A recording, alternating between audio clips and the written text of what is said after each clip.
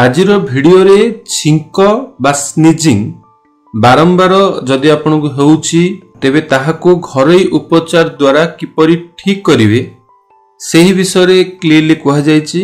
Sneezing बा छिंक प्राय समस्तको थरे बा दुई थर हेबा स्वाभाविक, किंतु जदि गोटाए दिन रे बारंबार छिंक होउची बा कंटिन्यू छिंक रहउची तेबे ताहा निश्चय एक प्रॉब्लम।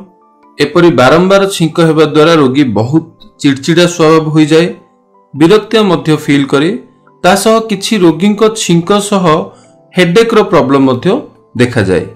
जदि आपण किंबा आपणक रिलेटिव्स एपरि बारंबार छिंक, मुंड बथा, इसोनोफिलिया रोग रे पीड़ित रहउचंती, आयुर्वेदिक माध्यम रे ठीक होबाक चाहउचंती, तेबे स्क्रीन रे दिया जायथिबा नंबर रे कॉल करंतु।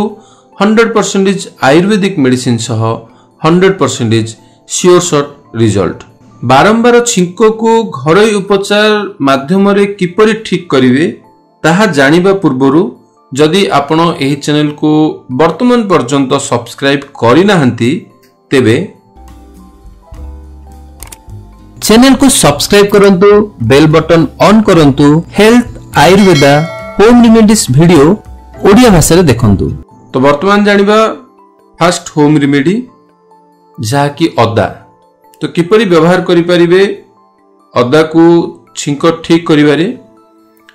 प्रथमे अदा को भल भाबे सफा करी ताहार छोट छोट पीस करी सेही छोट छोट पीस को भल भाबे ग्राइंडिंग करी ताहार जूस बाहर कर दियंतु।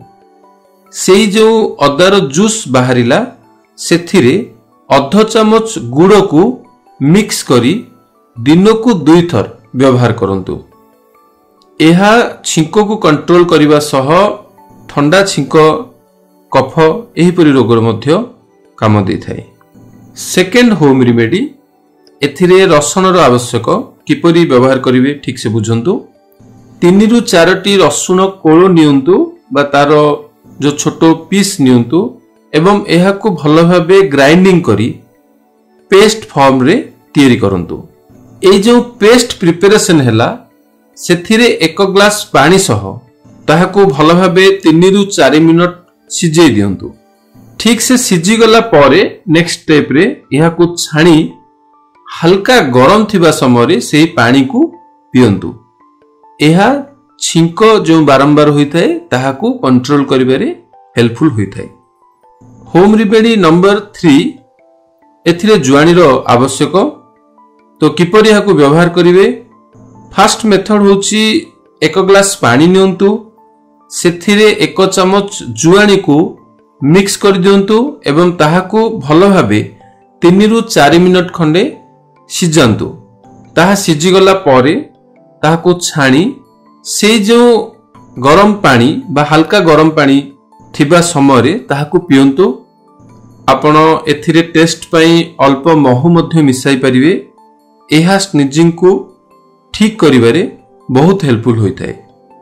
तो एही परि छोट छोट होम रेमेडी व्यवहार करी मध्य आपण रोग को घरोई उपचार माध्यम रे ठीक करि परिवे।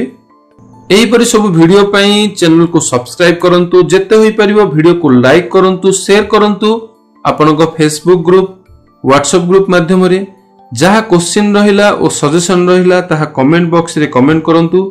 वीडियो को संपूर्ण देखिथिबा हेतु हृदयर सह धन्यवाद।